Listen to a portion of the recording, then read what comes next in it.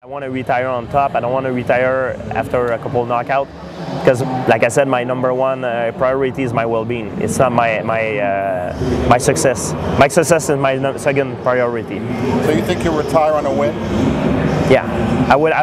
It's very hard. It's very hard for a boxer or a mixed martial art fighter to retire on top. What you need to do is you need to listen to your entourage. When your entourage tell you, says, you know, George, you have beaten everybody. I think you're on top now. I think if you lose or if you wait a little bit more, maybe you can take a risk to retire on the bottom and affect your well-being. I'm gonna say when something like that gonna happen to me, one of my close friends or one of my people in my entourage will start telling me that, I'm gonna start thinking about retirement. I started fighting because I like the art itself. I like martial art. I'm a mixed martial art artist. I didn't, first of all, start fighting because for the money. Because when I first started, I didn't have any money. I was working 3 jobs at the same time. I was studying at school, at university, so I didn't have any money. But I was doing it because of the heart inside, because I loved it.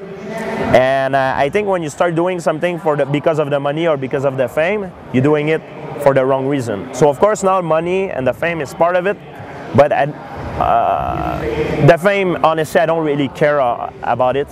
Money, it's there, and now it's good because I can use my money to live well, have a safe future, and also enjoy my family and my friend about it. But outside of it, like, I think the art itself, it's the most important thing to keep. You talked about if you woke up one morning and you weren't enjoying still being a mixed martial artist, and obviously you're cross-training all the disciplines separately, so you were training with a Canadian wrestling team. Could we ever see you fight in a single discipline? Could we ever see you box? Could we ever see you kickbox? Could we see you compete in wrestling? That's a good question, but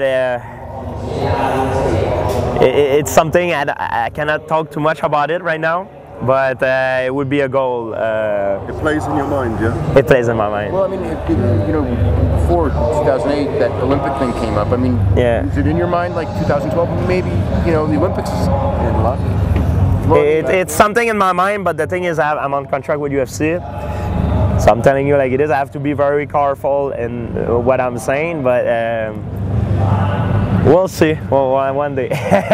You caught me off guard on this one.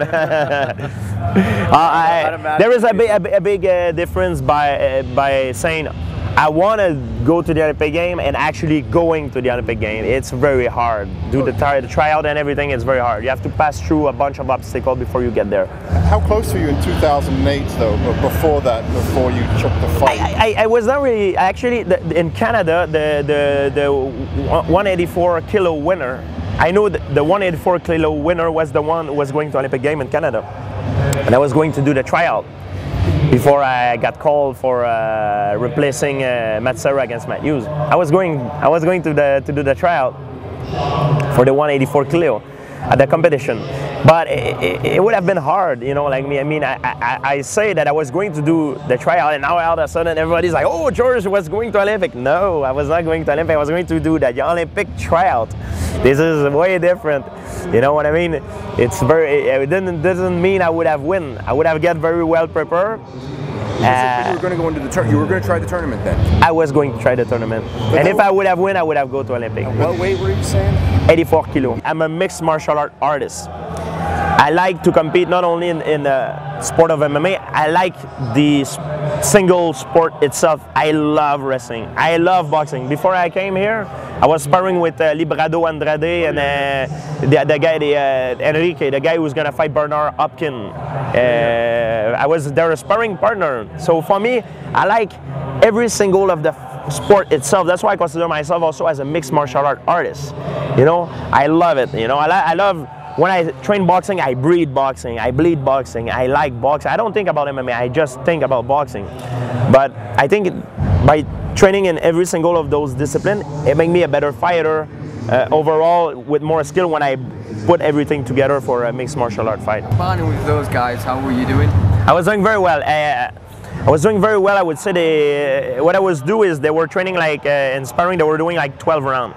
I was doing with them like the 5 first round. And then after I went out, and then another one came back, you know.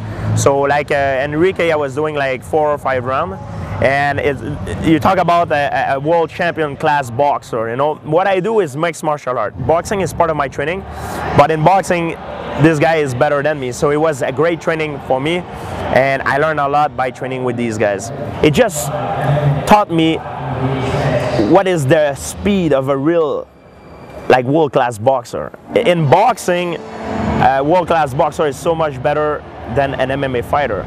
So when I see an MMA fighter is coming at me and throwing hands to knock me out, I'm used to box with a world-class pro boxer. It's gonna be easier for me in that particular situation.